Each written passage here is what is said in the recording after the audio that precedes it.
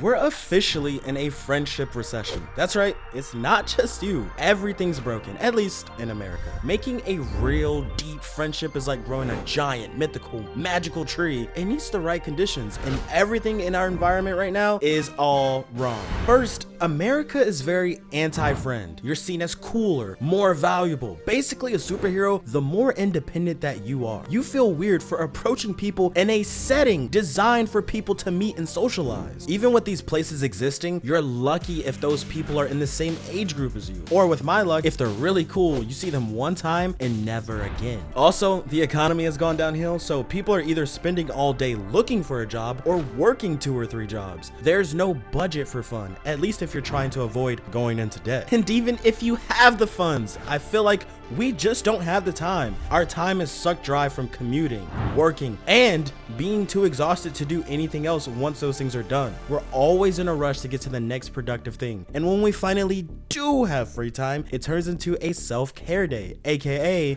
doing nothing. Which brings me to my second point. Technology gave us this cheat code to avoid ever feeling lonely, but that means we now avoid ever doing the work it takes to complete that task. We think we're building this network, these friendships, these connections, but it's all just an empty skeleton with no meat or brain inside. Making a real friend requires consistent shared time, shared experiences. It usually just ends up as, they're not worth my time. But I would just call that self-sabotage. You're denying yourself the potential to have amazing memories and great stories to tell one day. So what's the solution? Being the one to send the cringy yet caring message of, hey, I know this is random, but I saw this and thought of you.